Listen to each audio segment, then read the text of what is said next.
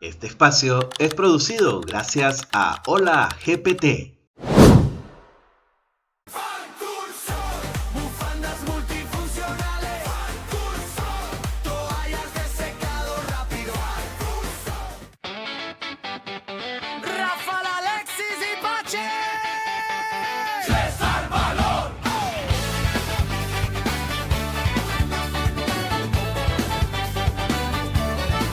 Suena el silbato, se agita la tribuna, una entrada dura y se enciende la discusión.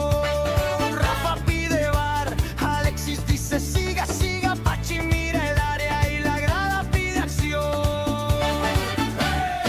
Tres al balón. Bienvenidos, queridas amigas y amigos, a Bienvenidos Venezolanos TV en 3 al Balón, con Pachi Fernández Galán, Rafa Fernández González y quien les habla, Alexis Ortiz.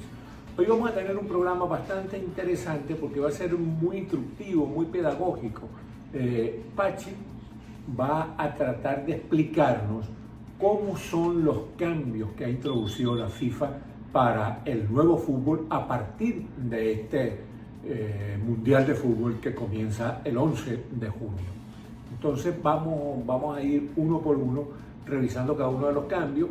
Pachi va haciendo la exposición, dando las explicaciones y Rafa Fernández y yo vamos haciendo comentarios y preguntas. Al terminar de hacer esta revisión de esta materia, que es muy interesante para nosotros poder seguir meticulosamente y con la mayor comprensión posible este asunto del cambio de reglas. Después, al final de esta conversación, Pachi va a hacerle una pregunta a Rafa y a mí, una pregunta que todavía no sabemos cuál es, precisamente porque es una pregunta oculta. Y se va a cerrar, como siempre, con una anécdota de Pachi, que ha asistido a muchos mundiales y tiene muchas anécdotas interesantísimas y muy simpáticas sobre los mundiales.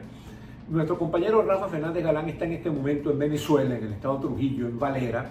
Está tratando de incorporarse al programa desde Valera. Es posible que no pueda hacerlo, pero nos acompaña de todo corazón y lo más seguro es que él envíe un mensaje para nuestro público desde Valera y después lo insertamos en el programa cuando salga la edición. Francisco Fernández Galán nos explica las reglas, el cambio en las reglas. Bueno, sí, es la primera vez que la FIFA introduce nuevas reglas exactamente un minuto antes del Mundial. Normalmente en los mundiales pasados lo hacía con suficiente anticipación para que los equipos pudieran adaptarse. Es posible que haya muchos errores, que todavía muchos jugadores no estén totalmente familiarizados, ¿no? Eso podría podría ser un factor de perturbación para el juego, más bien. Yo creo que sí, yo creo que realmente han debido hacerlo hace 3 meses, hace 4 meses, de tal manera que ya en los partidos de preparación los equipos se fueran adaptando y los jugadores, pero bueno, de todas maneras tontos no son y seguramente los entrenadores y los preparadores tendrán muy en cuenta esto y estarán tratando de que los jugadores lo asimilen con la rapidez. No, ya conocen las reglas los entrenadores y en estos últimos entrenamientos de cara al Mundial me imagino que están trabajando duro con los jugadores en eso. Correcto. La primera cosa que ya prácticamente venía funcionando con los arqueros, a los arqueros les habían dado 8 segundos para sacar la pelota, ahora lo redujeron a 5. Y también incorporan a los saques de banda, es decir, los saques de banda y los saques del portero serán con un máximo de 5 segundos. Es un poco, yo veo para los saques de banda, si están muy marcados los jugadores, a veces esos 5 segundos van a resultar cortos. De todas maneras, el árbitro va a señalar con el dedo cada segundo, es decir, les va a estar indicando, van 1 segundo, 2 segundos, tal, para que tengan tiempo. Veo, insisto, no sé qué opinas tú, pero yo creo que en los saques de banda, a veces esos 5 segundos van a ser cortos. No, y sí, sobre todo porque el equipo contrario va a procurar hacer una especie de marcaje que impida que el otro equipo cumpla con los 5 segundos. Correcto. Y en el caso de los arqueros es más fácil. Es más fácil porque simplemente si la pelota salió afuera y él no fue el que la detuvo, pues en los 5 segundos serán a partir de que él ponga el balón en el piso. Y además nadie lo va a estar bloqueando. Nadie lo va a estar bloqueando. Si lo agarró con las manos, él también tiene derecho a que nadie le bloquee su saque. En fin, yo veo más fácil lo del portero. Lo de los saques de banda creo que va a haber algún problema ahí. Evidentemente, si el portero pasa más de 5 segundos, la sanción es un córner en contra. Y si una sanción fuerte. Es una sanción bastante fuerte. Y si el saque de banda se pasa de los 5 segundos, cambia simplemente cambia el equipo. Ahora fíjate tú, vamos a llevar las cosas al absurdo.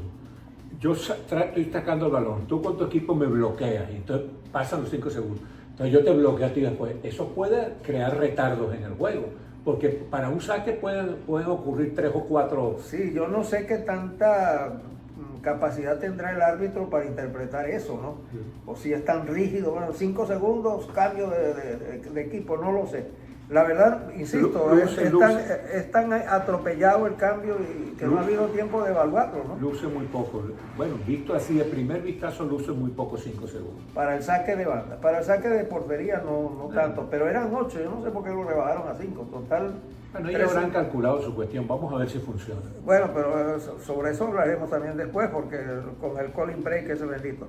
Bueno, el otro tema que ya estaba implementado en la MLS es que cada jugador cuando lo saque... La MLS, todos ustedes saben que es la liga norteamericana. En el caso de la MLS, si el jugador tardaba más de 10 segundos, el jugador al que cambiaban, en vez de salir por el área más cercana, la banda más cercana, atravesaba todo el campo y demoraba más de 10 segundos en salir, se castigaba al equipo con que el que iba a entrar tenía que esperar 2 minutos. En este caso lo redujeron a 1 minuto, es decir, si el jugador que va a ser cambiado tarda más de 10 segundos, el jugador que va a entrar por él tiene que esperar 1 minuto completo afuera para poder ingresar. Esa sí me parece bastante ajustada, bastante interesante, porque realmente hay algunos jugadores que salían caminando como burlándose del árbitro y del público. Sí, y eso sí se puede aplicar a rajatabla y además ya se viene aplicando en la Liga Americana. Y funcionó. Y funcionó bien. Los jugadores salían corriendo, sí. Nadie quería que le o salían por el lado más cercano. Además aquí eran 2 minutos, no era 1, eran 2 minutos. Bueno, la tercera es otra cosa que yo no entiendo bien y no sé. Van a poder sacarle tarjeta roja al jugador que se tape la boca para decir algo. Esto es a raíz de lo que pasó en el partido de la Copa de Europa entre el Benfica y el Real Madrid, cuando un jugador, por cierto, argentino, ¿no? Se tapó la boca y parece que hizo un insulto racista. Él dice que no, pero no hay prueba alguna de si fue verdad o no fue verdad y no pudo ser sancionado, ni por el árbitro ni por la FIFA. Tuvo una sanción leve porque no pudo ser demostrada, pero al tener la boca tapada creó la sospecha de que sí debe haber dicho algo más. Bueno, esas son especulaciones. En este caso le dan la potestad al árbitro de expulsar a un jugador que se tape la boca. Caramba, yo no sé con qué criterio el árbitro determinará que si se la tapó para decir un insulto racial. Es decir, me parece, bueno, es un caso que no... Es muy discutible, muy controversial, habría que ver. Exacto. Porque uno podría dar argumentos a favor y en contra, y los argumentos de favor y en contra serían fuertes y débiles al mismo tiempo. Correcto. Después está el otro tema con el que sí estoy yo por lo menos de acuerdo, que es que para la atención médica aplica también la regla del minuto. Es decir, si el jugador finge dolores para enfriar el partido, y si un futbolista requiere que entren a atenderlo o recibe asistencia médica en el césped sin que el árbitro considera que era necesaria esa asistencia, entonces volvemos a lo mismo, lo tienen que sacar y tienen que estar afuera 1 minuto. Pero en ese sacarlo va a haber discusiones, va a haber de todo y entonces va a pasar más de 1 minuto hasta que lo saquen. En fin. Es de aplicación difícil, pero bueno, ahí el árbitro tendrá que ponerse las pilas. Exacto. Bueno, de todas maneras esto no pasaría, por supuesto, si es un golpe en la cabeza, en cuyo caso debe ser atendido, o si es realmente algo que el árbitro entiende que efectivamente tendría que ser atendido. Y hay que procurar que la atención sea fuera del campo para que el juego continúe. O si el jugador fue lesionado por una falta que provocó una tarjeta amarilla o una tarjeta roja, no aplica tampoco esta norma. Estamos hablando de que el árbitro interprete que está siendo lesionado para perder tiempo, cosa que ocurre muchísimo en todos los partidos y que a mí me parece bien que se trate de eliminar. El otro tema es que se le dan al VAR otra serie de funciones que, eso es interesantísimo. que no tenía. Yo no la tengo clara. Explícamelo bien para que, y a la gente, porque esa es una de las más enredadas. Por ejemplo, bueno, esta primera subregla no es enredada. Es decir, si hay una segunda tarjeta amarilla o si no la hay y el VAR considera que la merecía la falta que comete el jugador, el VAR puede intervenir. Antes intervenía solo en la roja. Es decir, si había una tarjeta roja, el VAR podía intervenir diciendo que no se justificaba la roja, o si el árbitro no la sacaba y el VAR consideraba que debía sacarla, también el VAR intervenía. Ahora va a funcionar eso también para la tarjeta amarilla, para la segunda tarjeta amarilla. Es decir, yo creo que, fíjate tú, Pachi, yo creo que eso es como quitarle mucha autoridad al árbitro, que también se le aplique para la segunda tarjeta amarilla, porque el árbitro es el que está dentro del juego y es el que tiene la concepción global del juego. A lo mejor el árbitro considera que hubo una falta, pero que la segunda amarilla es demasiado castigo. Es demasiado castigo, exactamente. Porque muchas veces, sacan la primera amarilla porque simplemente, qué sé yo, le dio falta seguida. No hizo nada. Muchas veces en la primera tarjeta amarilla a veces es injusta, en fin. Mira, yo pues, como yo no estoy de acuerdo con la FIFA y nada, pues yo tampoco estoy de acuerdo en este cambio de regla. En esa regla yo creo que no hay que quitarle tanto poder al árbitro. Lo otro es, si hay un saque de esquina mal concebido, es decir, si el balón salió porque lo atacó un atacante en vez del defensor, el árbitro dio córner, entonces el VAR puede eliminar el saque de esquina. Es decir, puede corregir al árbitro. Bueno, otra intervención más del VAR. Entonces el VAR va a intervenir. Por un lado, la FIFA quiere agilizar el juego con la regla de los 5 segundos y con la regla de que el jugador que se lesione no haga pérdida de tiempo. Y por otro lado... Y es una robotización en extremo. Sí, vamos a terminar que va a ser un robot el que va... Yo no tengo muy claro cómo es lo del balón. El balón ahora lleva un chip por el cual va a generar 60.000 acciones por segundo. Una cosa bárbara. Bueno, yo no lo tengo claro, pero lo que te propongo es que para el próximo programa lo averigüemos bien para explicarse a la gente. Porque ya te digo, o sea, va a haber realmente un seguimiento a través de ese chip de todo lo que ocurre con el balón. Entiendo que el balón es tecnológicamente una maravilla, que no va a cambiar de dirección, como sí ocurrió con el de Sudáfrica, que tuvo problemas con los porteros, tenían graves problemas porque el balón se movía con el viento. Este está diseñado de tal manera que el viento no lo pueda mover y entiendo que va a ser una maravilla. Bueno, en la otra cosa en la cual puede intervenir el VAR es otra cosa que yo particularmente ni comprendo ni entiendo, porque se trata de que si hay una jugada del equipo atacante que comete una infracción clara justo antes de que se cobre un tiro libre o un córner, eso pasa en todos los córneres. Se agarran todos unos a otros, se empujan, se tiran al piso. Bueno, ya sabemos que eso es algo que nunca se ha podido eliminar porque, bueno, simplemente son tantas las jugadas de ese tipo que se hacen que entonces terminarían expulsados los 22 jugadores del campo. Entonces, ahora se dice que el VAR puede intervenir si el equipo atacante comete una infracción justo antes de lanzar el córner o lanzar el tiro libre. Pero ¿y el equipo defensor no se le aplica? No. Pues eso es absurdo, eso es un disparate. Absurdísimo. O sea que yo como defensor voy a empujar al delantero, lo tiro al piso, le doy una patada en la cabeza. Pero además el riesgo... Bueno, se supone que el árbitro lo ve y lo sanciona, pero no, si no lo ve, el VAR no interviene. En cambio, si es un ataque, sí interviene. La verdad que... No, yo lo considero... totalmente Pero absurdo. entiendo que es Porque además Pierluigi Colina. lo más grave. Pierluigi Colina creo que es el que preside el comité que... Sí, pero el gran árbitro el italiano, mejor árbitro que ha habido en la historia que pitó un montón de finales mundiales, sí, es un Pierluigi Colina. Pero lo que te quiero decir es que si lo más grave es que la falta la haga el defensa, es lo más grave, porque es el que está impidiendo el gol. Pues mira, yo te lo digo tal como dice textualmente la regla.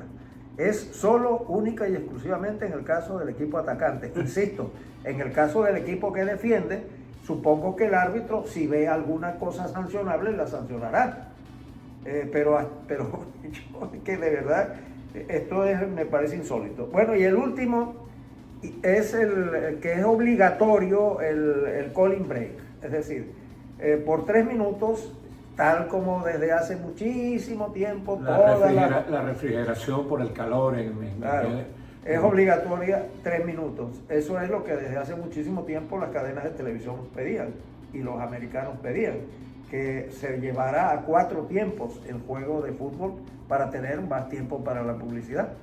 No es para la salud de los jugadores. Yo insisto, mi forma de ver las cosas siempre es muy anti-FIFA, lo reconozco, ¿no? No, pero está muy bien, porque ese señalamiento que has hecho... Fíjate que hay 3 estadios que tienen aire acondicionado. Sí, exactamente. Y por lo general. Entonces, esa cuestión de buscar excusas para que haya publicidad, bueno, está bien, pero entonces no hay por qué estar engañando al público. No, y entonces, ¿por qué pusieron lo de los 5 segundos y los 5 segundos del portero, o sea, para ganar tiempo? Y después meten no sé cuántas medidas más que el VAR puede intervenir y el calling break, que son 3 minutos. Entonces, bueno, es decir, es que no es coherente ese minuto de refrescamiento. 3 minutos. 3 minutos, esos 3 minutos de refrescamiento fácilmente se pueden convertir en 4 o 5. Entonces la FIFA por ahí ya dijo que las cadenas de televisión podían o no poner propaganda, cónchale, sí, qué vivo. O sea, no van a poner propaganda, imagínense ustedes, 3 minutos. Van a pelar ese boche. Así es. Como dicen en bueno, esto es, por ejemplo, pues lo que yo en un sitio vi, un mundial sin anestesia, sí, esto es un mundial sin anestesia. Sí. En fin. Bueno, muy bien, ya es bien bueno que tú hayas hecho esas explicaciones, porque las necesitábamos todos los aficionados para estar bien familiarizados, para entender plenamente lo que va a pasar sobre el terreno de juego. Bueno, ahora nos faltan 2 cosas. Dinos cuál es la pregunta oculta esa que tú tenías para Rafa y para mí, pero la tienes solo para mí, o sea que el único que va a quedar mal. No vas a quedar mal. Yo lo que quiero es que sea una respuesta totalmente espontánea, ¿no? O sea, si te das cuenta, ningún locutor, ningún comentarista deportivo de ninguna de las cadenas que van a transmitir el Mundial de Fútbol ha hecho ni un solo comentario acerca del precio de las entradas. Sí. Ni un solo. O sea, hemos visto partidos por Fox, por ESPN, por Telemundo, y te has dado cuenta que ni uno solo de esos comentaristas deportivos ha hecho ningún comentario negativo sobre el precio de las entradas.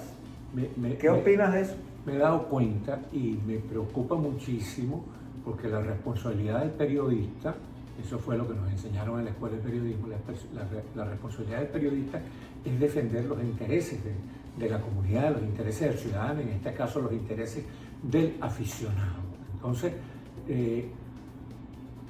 no denunciar eso que es una cuestión de rango escandaloso es algo realmente preocupante, porque hace que los periodistas aparezcan como cómplices de algo que no debería ocurrir, aparezcan como irresponsables y bueno, yo lo que estoy diciendo, sé que estoy escupiendo para arriba porque yo soy periodista, pero es algo realmente que es desde todo punto de vista inaceptable. Pues te voy a explicar por qué pasa eso. ¿Por qué pasa? Y lo sé porque tengo pruebas. Ok.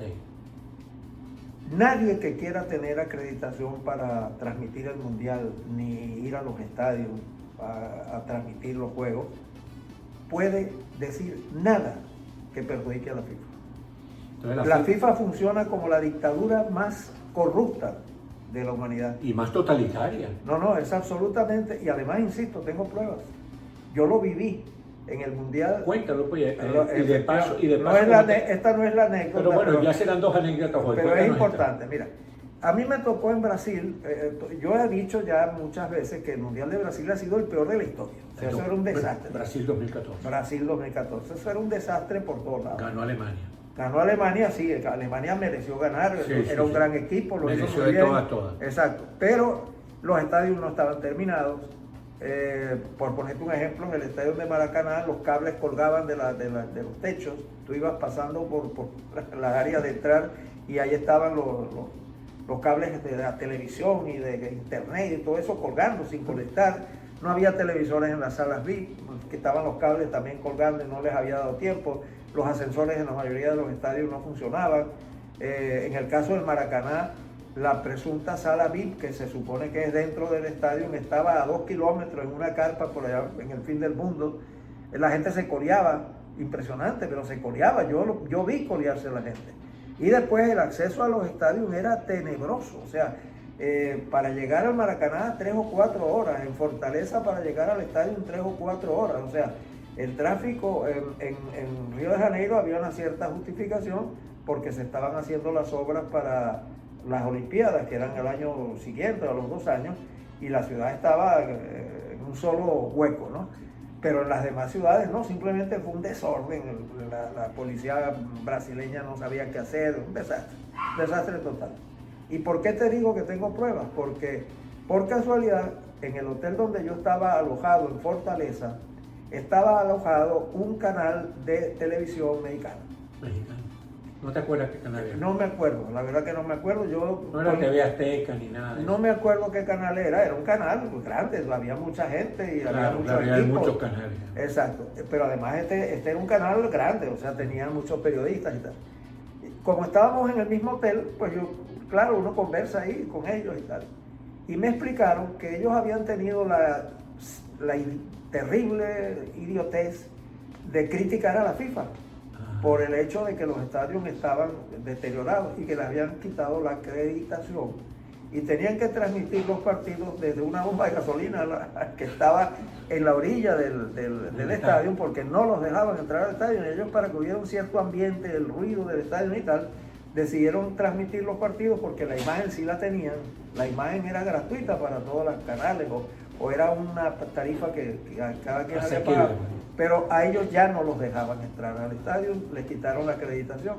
Y me temo que eso es lo que está pasando con los comentaristas deportivos de estos canales tan importantes, que tengan miedo a poder, pero es asombroso, ¿no te parece asombroso? Asombroso, y hay que llamar la atención sobre el hecho de que si la FIFA sigue cometiendo estos abusos, va a hacerle un daño terrible al espectáculo, al mayor espectáculo deportivo del mundo, que es el fútbol. Da igual, la FIFA nos tiene agarrado, el mundial es tan bueno que yo estoy loco porque empiece igualito y deportivo de la FIFA. Pero las cosas tienen un límite, llega un momento en que la gente se cansa y no se cansa abruptamente, no se cansa hoy para mañana, se va cansando. Yo insisto en el boicot, por favor, no compremos en reventa las entradas. Yo estoy loco por ir a Atlanta a jugar a España, pero yo no me niego a...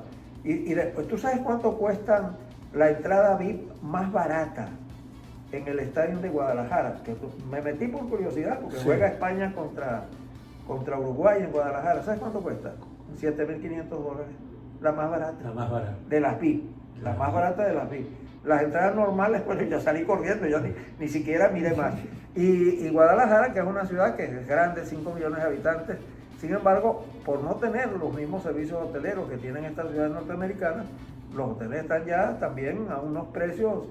Claro, yo me meto por curiosidad, ¿no? Un poco para saber cómo está la cosa. Pero bueno, entonces, querido amigo, esa es la situación de los comentaristas que no se atreven a hacer ni una sola crítica a la FIFA porque saben que no los dejan entrar a los estadios. Sí, señor. Bueno, vamos a cerrar el programa con la anécdota que tú tienes para cerrar los programas. Bueno, esta anécdota es de cuando Sergio Ramos me salvó la vida.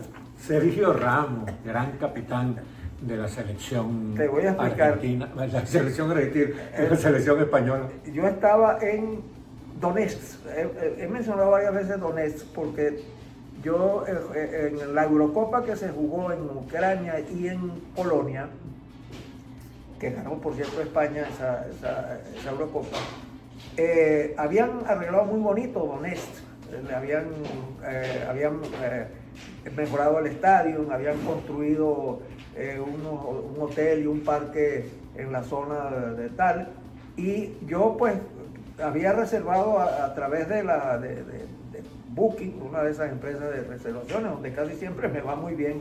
Esa vez me fue horrible. Yo había alquilado un apartamento de lujo, y resulta que cuando llegamos a Kiev, bueno, no me atreví a entrar ni con la policía, o sea, era una cosa, un edificio decrépito cayéndose en un barrio por allá escondido y tal, y no sé qué, y yo digo, no, nosotros aquí no, y además todo pagado, ¿no? Y no te devuelven nada. Bueno, entonces tuvimos la gran suerte de que una muchacha que habíamos conocido en el aeropuerto, que nos había atendido, de esas voluntarias y tal, no sé qué, tenía su carro ahí, no, vámonos, y nos ayudó a conseguir hotel. Cónchale, y resulta que había habitaciones justamente en el hotel nuevo que habían construido a 200 metros del estadio, y a donde llegaban todas las selecciones, incluyendo, por ejemplo, Portugal y España, que jugaron en ese estadio en algunos partidos. Estadio en que, por cierto, no recuerdo en qué minuto del juego, la gente empezaba a gritar Rusia, Rusia. Yo primero no sabía qué era lo que gritaban, después fue que me di cuenta de que gritaban Rusia, porque ya en aquel momento esa población que era toda prorrusa quería pertenecer a Rusia, ¿no? Y salir de Ucrania. La razón es muy simple, ahí esa población originalmente era muy pequeña, y a raíz de la Segunda Guerra Mundial y de que ahí había minerales de mucho carbón y podían haber, por lo tanto, siderúrgicas, mandaron 1 millón de rusos a trabajar. Sí, porque y tuvo una razón económica y otra política, que era precisamente ocupar la ciudad para poder reclamarla en el Pero futuro. para echarte el cuento, estoy yo en el hotel y está España alojada en el hotel. Yo digo, no, esta es la mía, yo aquí corono, saludando a jugadores y tal. Y veo que en el piso 11, por decirte algunos, no me acuerdo si era el 11, el 7, ¿verdad? Era donde ellos comían, donde comía la selección española. Tenían un piso acondicionado para ellos comer. Y yo dije, nada, aquí voy yo, no. Bueno, me monto en el ascensor, piso al piso, 7, 8, 9, 11, no sé. Y en lo que se abre el ascensor, está entrando Sergio Ramos al ascensor. Y yo dije, Sergio, y tal.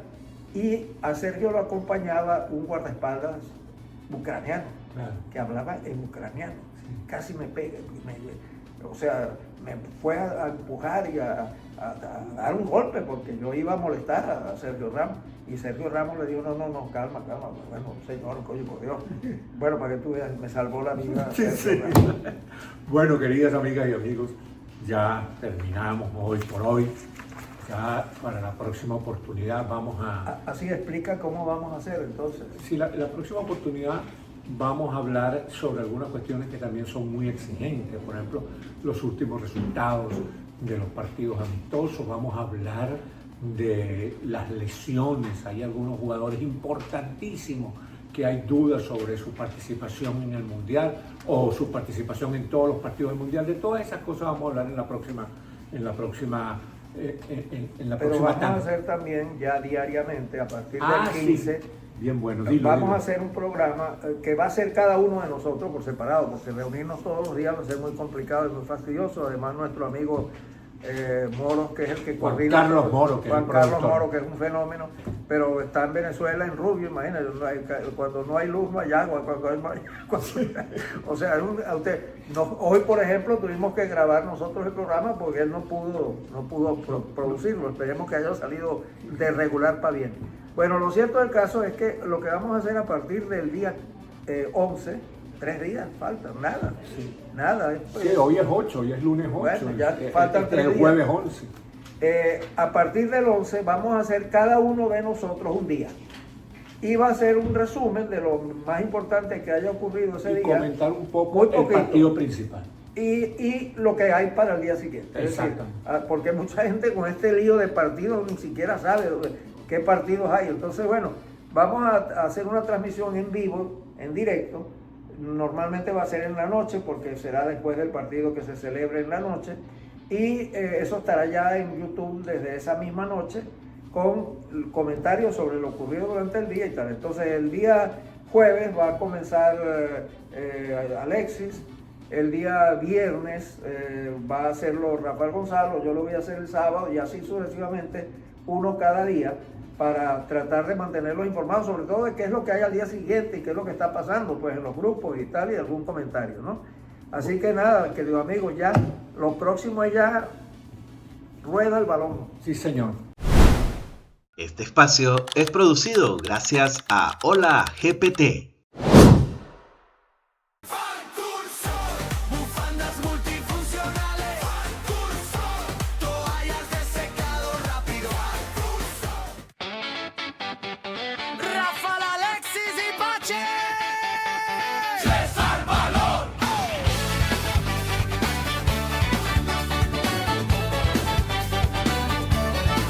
Suena el silbato, se agita la tribuna. Una entrada dura y se enciende la discusión.